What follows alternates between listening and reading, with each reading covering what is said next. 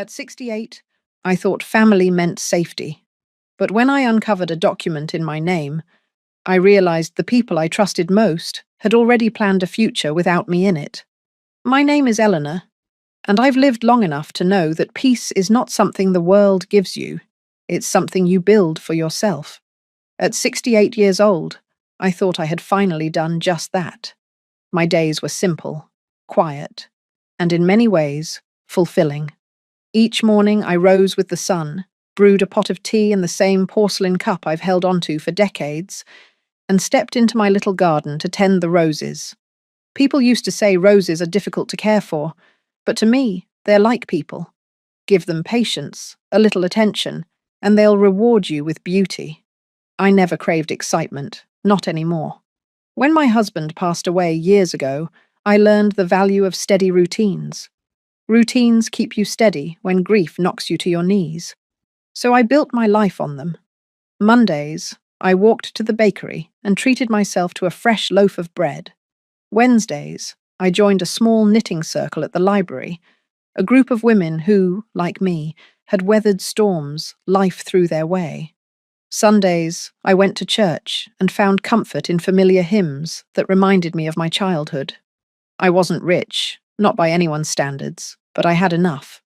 The bills were paid, the cupboards were full, and I even had a little tucked away in savings from a lifetime of careful living. My husband used to call me the squirrel, because I had a habit of putting away every extra penny, preparing for winters that sometimes never came. That money wasn't much, but it was mine, earned honestly, saved quietly, guarded carefully. Neighbours knew me as the kind old woman in the ivy-wrapped cottage. Children would wave when they ran by, and I'd sometimes hand them cookies through the gate. People said I carried myself with dignity, but to me, it was just habit. Being kind costs nothing, and it often returns to you in ways you least expect. I was never one for loud declarations or meddling in other people's lives. I liked my peace, and I liked to keep to myself. Still, there was an ache underneath all that calm. I won't pretend otherwise. Family, my own blood, was a complicated matter. I had given everything to raise them, worked long hours, sacrificed sleep, and stretched every dollar to make sure my children never went without. And yet, as I grew older, the calls became fewer, the visits shorter, the warmth thinner. They were always too busy, too distracted, too wrapped up in their own lives. I told myself that was just how it was, that children grow up and drift away. But deep down, it stung. It always stung.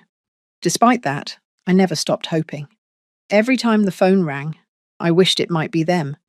Every knock at the door, I thought maybe it was a surprise visit. That's what mothers do. We hope, even when reason tells us not to. But life had taught me to find joy in what was still mine. My garden, my books, my little circle of friends at the library, these were my treasures, and they kept me from feeling the full weight of loneliness. Looking back now, I see how fragile that peace really was. I thought I had created a life no one could disturb, a quiet existence where the greatest surprise was whether my roses would bloom early or late in the season. I had no idea that betrayal was already creeping toward me, wearing familiar faces and carrying my own last name. At the time, I still believed my worst days were behind me. Grief, loss, loneliness. I had weathered them all, and I thought I had earned the right to live the rest of my days in calm. But life, as it often does, had other plans. Plans I could never have imagined. Because just when I thought my story was winding down, I discovered something that ripped the floor out from under me. Something so cruel, so deliberate, that it made me question not only the love of my own family, but whether I was safe in my own home at all. I didn't know it yet, but the people I trusted most had already written me off. They weren't waiting for me to live. They were waiting for me to die. It started with something so small, I almost ignored it. A plain white envelope slipped into my mailbox on a chilly autumn morning.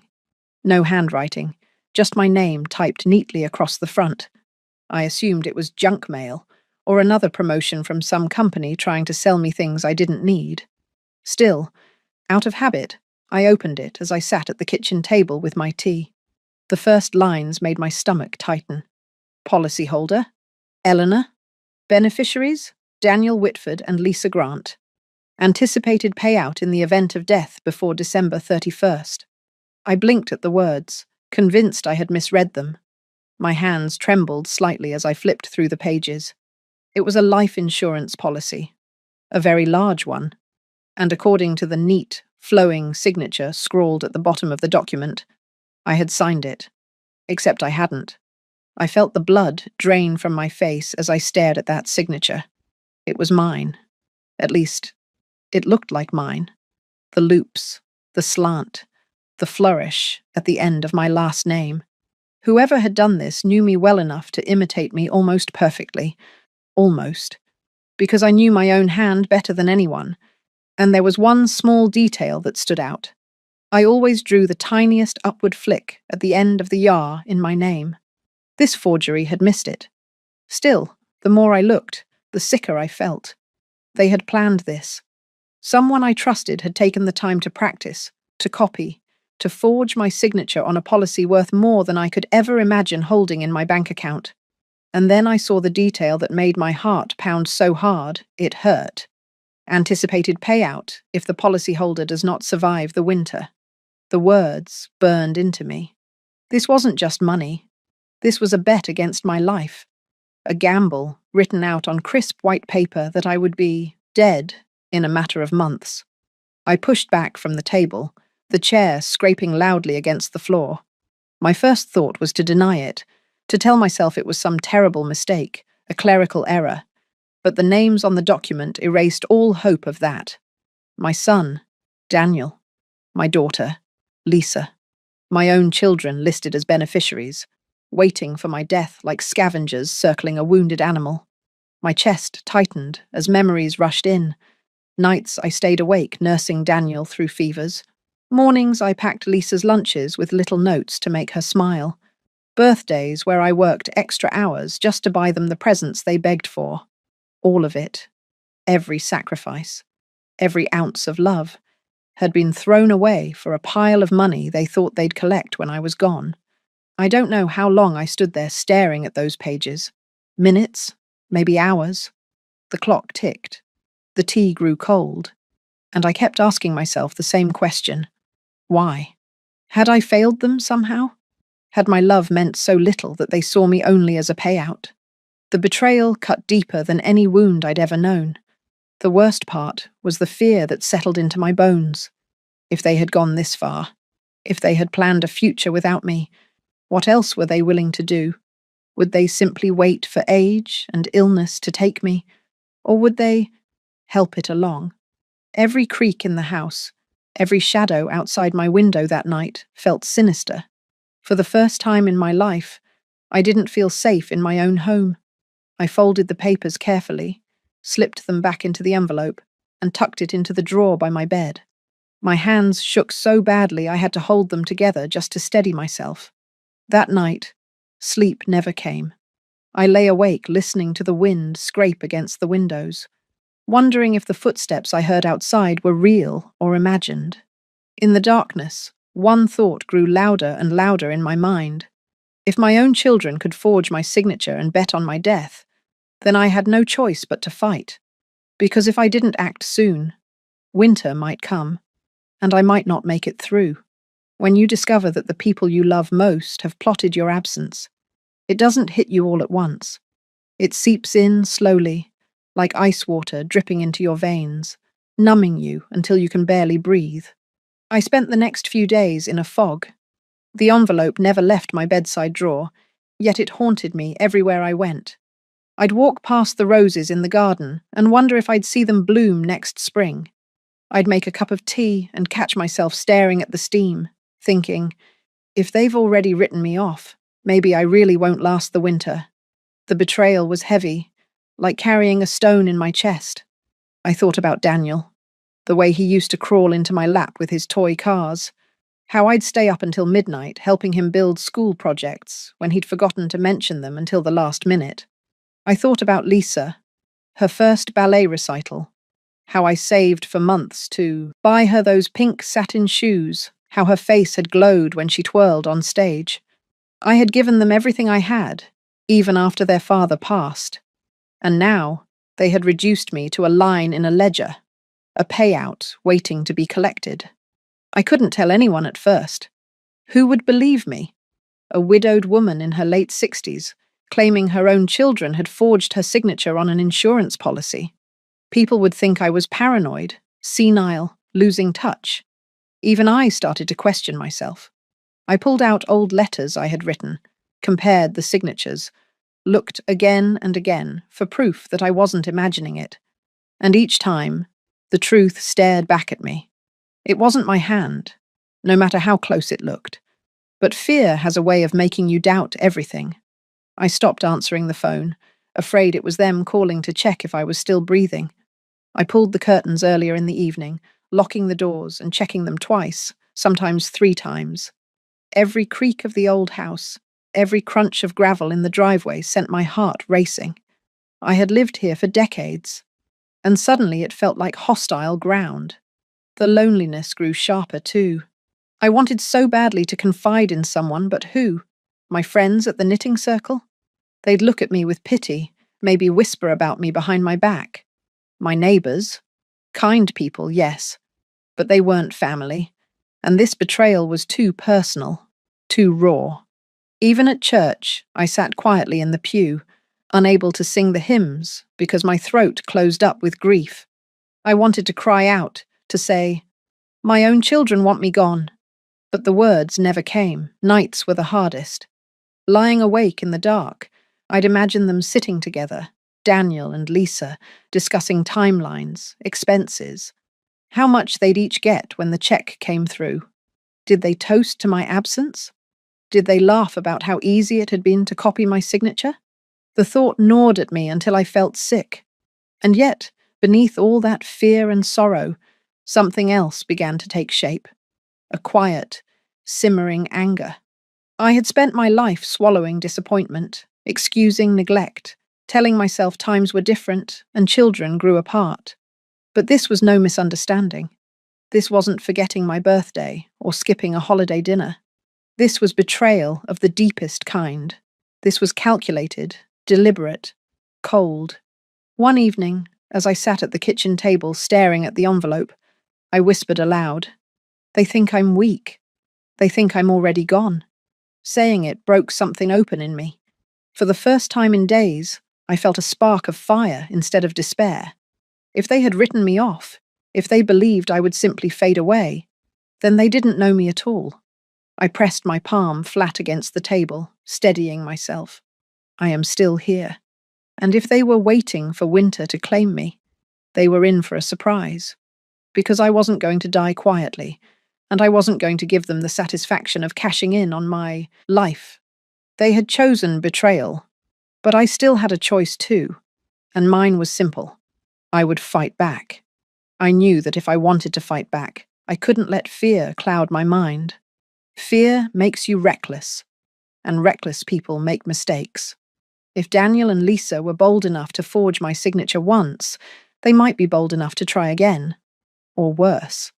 I needed to be careful, deliberate, and above all, quiet. The first thing I did was dig out old boxes of paperwork I had saved over the years. I'd always been the type to keep things. Bank statements, tax forms, even letters from my late husband. Some people teased me about being a hoarder, but suddenly that bad habit felt like my greatest strength. In those papers, I had dozens of my own signatures across different decades.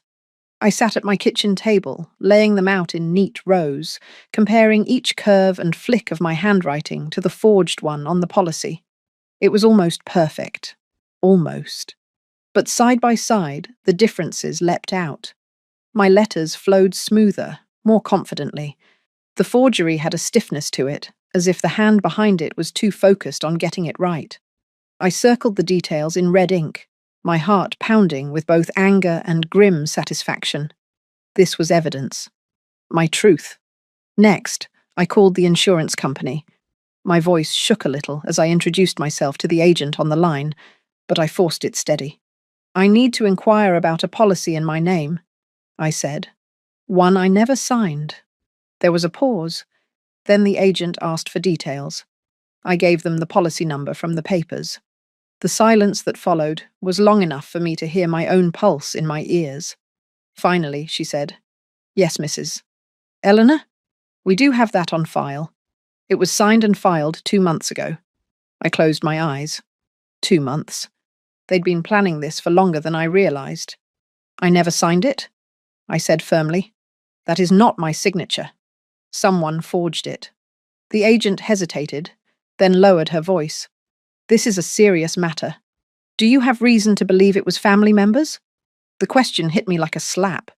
I wanted to scream yes, but instead I whispered, "I do." Her tone softened. "I can flag the account for investigation, but you'll need to submit a written complaint. If this is fraud, it may involve law enforcement." After I hung up, I sat for a long time in silence. The house felt colder, emptier, but inside me something was hardening. This wasn't just betrayal anymore. It was a crime. I began keeping a journal that night, writing down every detail I could think of. Dates, conversations, even small things that seemed insignificant. If Lisa called, I wrote down what she said. If Daniel stopped by, I noted the time and his mood. I kept the forged policy in a locked drawer and made copies, hiding one at the bottom of my knitting bag and another in the hollow of an old recipe box. Paranoia? Maybe. But I couldn't risk them discovering what I knew. Everywhere I went, I kept my eyes open. At the pharmacy, I noticed Daniel's wife, Karen, lingering too long in the vitamin aisle, glancing at me like she was checking if I was still moving, still breathing. At church, Lisa hugged me, but her arms felt cold, rehearsed. I told myself I might be imagining it, but deep down, I knew better. Once you see betrayal clearly, you can't unsee it. One afternoon, I gathered enough courage to stop by the local police station. I didn't file a full report yet, but I asked questions, general ones about forgery, about fraud, about what someone could do if their signature was faked on a contract. The officer, a young man with kind eyes, told me plainly, "Keep your records. Collect as much evidence as you can. Fraud cases can get messy, but if you've got proof, the law is on your side." Proof. That word became my anchor. Each document I copied, each note I wrote in my journal, each tiny difference I circled on my old signatures, it all built a wall of truth they couldn't tear down. By the end of that week, the fear that had paralyzed me began to shift into something else. Resolve. They had counted on me being old, frail, and too timid to question them. But they had forgotten that age doesn't erase wisdom. If anything, it sharpens it. I may have been 68, but I still had fight left in me, and for the first time in a long while, I wasn't just surviving, I was preparing. Because if Daniel and Lisa thought winter would be the end of me, they were about to find out it was only the beginning. For days, I lived in a state of quiet readiness. My papers were sorted, my journal filled with notes, and copies of the forged policy were hidden in places no one but me would think to look. But preparation means little if you don't act. And I knew if I hesitated too long, fear would start gnawing at my courage again. So one morning, I put on my best coat, the navy one my husband used to say made me look dignified, and walked into the police station. My knees ached, my heart raced, but I kept my chin high. I wasn't here as a frightened old woman. I was here as a victim demanding justice. The young officer at the desk looked up, surprised to see me. "Good morning, ma'am. How can I help you?" I laid the envelope on the counter. My voice didn't shake this time. "I need to report a fraud, a forgery, and the people who did it are my own children." His expression shifted instantly, curiosity and concern replacing politeness. He led me to a small office, where a detective soon joined us. A woman in her 40s, sharp eyes, calm demeanor. She introduced herself as Detective Ramirez. "Tell me everything," she said. And I did. I told her about the envelope, the forged signature, the policy that bet against my life. I showed her the comparisons I had made between my real signatures and the fake one. I slid over the notes from my journal, the dates, the calls, the details. My voice grew stronger with each piece of evidence I presented, like laying bricks in a wall that no one could knock down. When I finished, Detective Ramirez leaned back in her chair, studying me. For a long moment, the room was silent except for the hum of the fluorescent light above. Then she said, "You've done more groundwork than most people ever do. This isn't paranoia, Mrs. Eleanor. This is a case. And you were right to come here." Relief flooded through me so suddenly I almost cried. For the first time since I opened that cursed envelope, I felt like someone believed me. Someone saw me not as an old woman rambling about her children, but as a person whose trust had been violated in the cruelest way. Ramirez explained that insurance fraud of this scale was a serious felony. If my children had indeed forged my signature, they could face years in prison. She warned me it wouldn't be quick. The investigation would take time, and they'd need to be careful about how they approached it. But she promised me this: "You will not be alone in this, and we will make sure you're safe." That night, for the first time in weeks, I slept without clutching a kitchen knife under my pillow. Knowing the law was on my side, that someone else carried the weight of the evidence with me, gave me a peace I hadn't felt since before the betrayal. But safety didn't erase the ache. The next morning, when Lisa called out of the blue, her voice dripping with casual concern, "Just checking in on you, Mum," my stomach twisted. Did she know? Had she sensed I was onto them? I kept my responses short, polite, but distant. I could almost hear her fishing for reassurance, for confirmation that I was still in the dark. I didn't give her any. After the call, I jotted down the time, her words, her tone. It was habit now. Documentation had become my weapon. Weeks passed as the investigation moved quietly. Ramirez called me with updates, careful and measured. "We've pulled the original documents," she told me once. "You were right. The handwriting analysis supports forgery. We're building the case." Each word was both a balm and a wound. Balm because I was vindicated.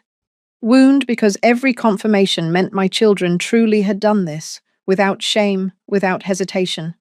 I thought betrayal was a knife to the heart, but betrayal followed by truth is a twisting of the blade. Still, I held on, because the more evidence they gathered, the closer justice came. I wasn't just a mother anymore. I was a witness. I was a fighter. And I would see this through to the end. It was a Tuesday morning when the call came. Detective Ramirez's voice was calm, but I could hear the edge of anticipation beneath it. "We're moving forward today, Mrs. Eleanor. We have enough evidence. Your children are being brought in for questioning." I sat at my kitchen table, clutching the phone with both hands. My heart pounded so hard I could hear it in my ears. For weeks, I had been waiting for this moment, half dreading it, half praying for it. And now it was here. "They won't expect it," Ramirez continued. "But you need to know. They may try to reach out to you. Don't engage. Let us handle it." I thanked her, though the words barely left my mouth. My throat was tight, my chest heavy. When the call ended, I sat in silence, staring at the envelope still tucked in my drawer. The very thing that had nearly destroyed me was now the weapon being used against them. By noon, it happened. I saw it with my own eyes. From my front window, I watched as an unmarked car pulled into Daniel's driveway across town. Ramirez had told me where the operation would unfold. 2 plainclothes officers stepped out, their movements calm but deliberate. Moments later, Daniel appeared at the door, confusion etched on his face. Then anger. He argued, gestured wildly, but within minutes his hands were cuffed. I pressed a trembling hand to my lips. My son, my firstborn, being led into the back of a police car like a common criminal. Not long after, I learned Lisa had been taken in too. They had confronted her at her office. She had broken down in tears, swearing she knew nothing, but the evidence told another story. Her name was on the documents. Her voice was on recorded calls with the insurance agent. Lies, layered on lies, all crumbling under the weight of truth. That evening, Detective Ramirez called again. We confronted them separately. Your son denied everything at first. Your daughter tried to pin it all on him. But the handwriting analysis, the financial records, the forged signature, it's airtight. They won't be able to worm their way out of this. I should have felt triumphant, vindicated, and in a way, I did. But beneath it all was a grief so deep it made my bones ache. These were my children, flesh of my flesh, and they had traded my life for money. The next day, Ramirez asked me to come down to the station. They may try to manipulate you if given the chance, she said, but you need to see this through. So I went. When I entered the interview room, Daniel's eyes met mine first. There was no shame in them, only fury. Fury that I had beaten him to the truth. Fury that I was still standing. "Mom, how could you?" he spat. "You went to the police? You're ruining everything." I stared at him for a long moment before answering. "No, Daniel.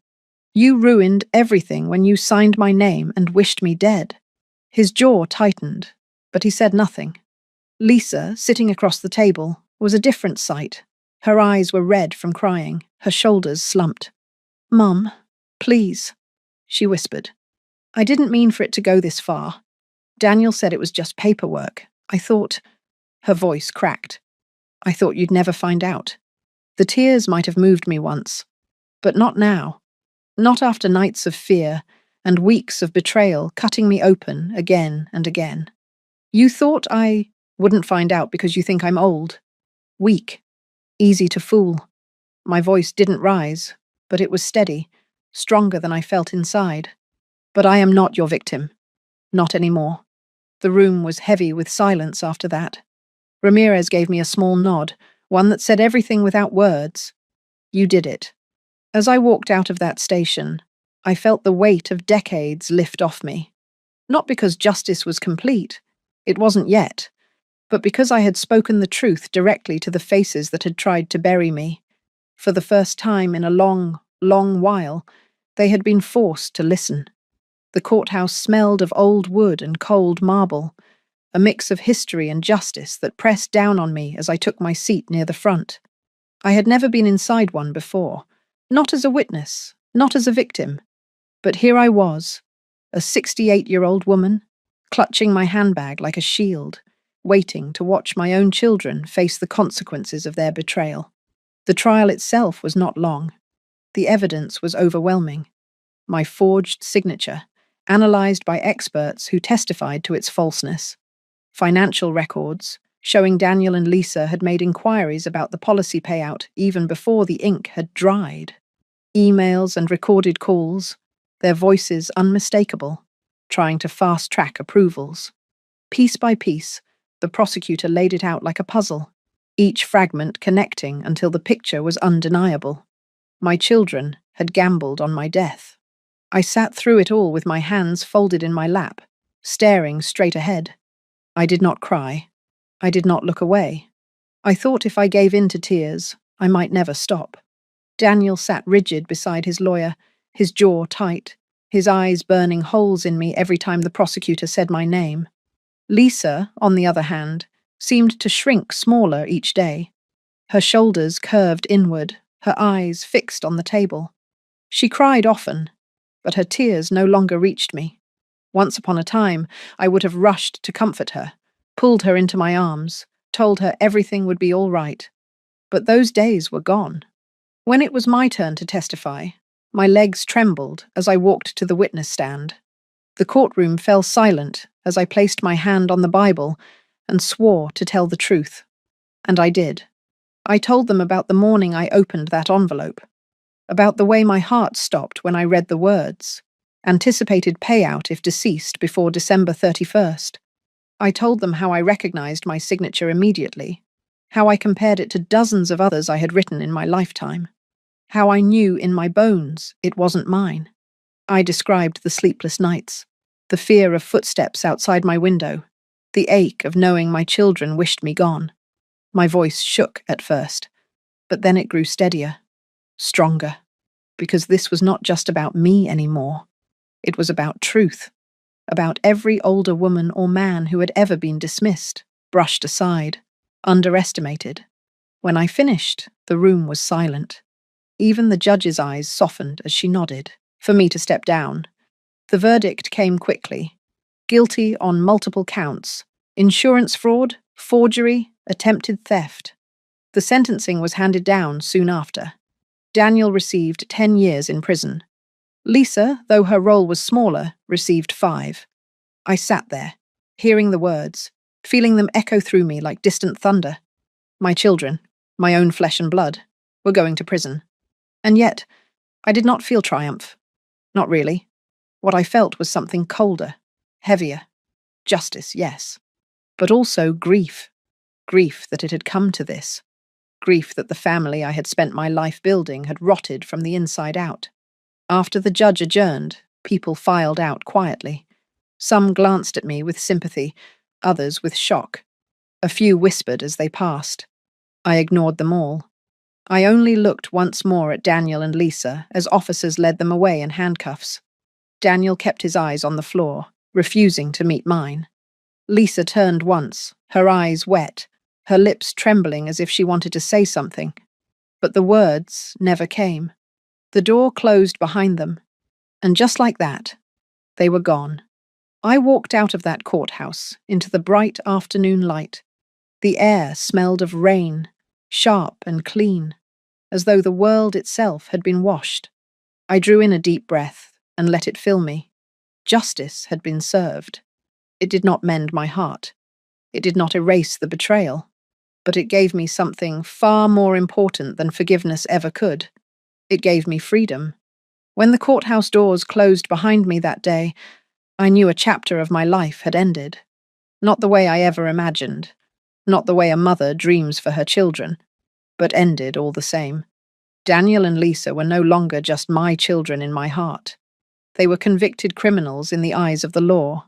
That truth was heavy, yes, but it was also liberating. In the weeks that followed, I learned something about silence. Silence, when it comes from betrayal, feels suffocating. But silence after justice, that silence is peace. My phone no longer rang with half-hearted check-ins. No knocks came at my door from people who saw me as nothing more than a future inheritance. The quiet that once gnawed at me now became a gift. I began to rebuild, little by little. I replaced the heavy curtains I had drawn shut during those fearful nights with lighter ones that let the sun pour in. I bought new locks, not because I feared break-ins anymore, but because I wanted to choose what and who could enter my life. My home, once a place of dread, began to feel safe again. The garden, too, bloomed brighter that spring, as if it knew I had survived something terrible. Roses stretched high on their stems, bold and unapologetic. I spent hours among them, trimming, watering, breathing in their sweetness. People stopped by, neighbours, friends from the library, and I welcomed them. For the first time in years, I realised I wasn't as alone as I had once believed. Family doesn't always share your blood. Sometimes family is the hand that brings you a pie, the neighbour who waves each morning, the friend who sits beside you in silence without needing explanations. I also made decisions about my future. I rewrote my will, ensuring that not a penny of my hard-earned savings would go to those who plotted against me. Instead, I directed it towards scholarships for children from struggling families. Children who, unlike Daniel and Lisa, would understand the value of sacrifice and love. My legacy would not be money handed to the ungrateful. It would be opportunity given to the deserving. Do I still ache? Yes. A mother's heart does not harden completely, no matter how deep the wounds. There are nights when I remember Daniel's laughter as a boy, or Lisa's tiny hand in mine, and the grief presses hard against my chest. But then I remind myself of the hospital bed, the forged signature, the policy that promised my death before winter. I remind myself that I did not choose this ending. They did, and I chose survival. Now, at 68, I live each day not waiting for anyone else to define my worth. I wake with the sun, sip my tea from that same porcelain cup, and walk into the garden knowing I am alive not because of luck, but because I fought for myself when no one else would. If you are listening to my story now, I want you to take one thing with you. Do not let betrayal be the final word in your life, even when it comes from the ones you love most, even when it cuts so deep you think you cannot stand. You have the right to rise. You have the right to protect your peace, your dignity, and your future. I once thought my story would end in silence, forgotten, overlooked, erased by the very people I gave everything to.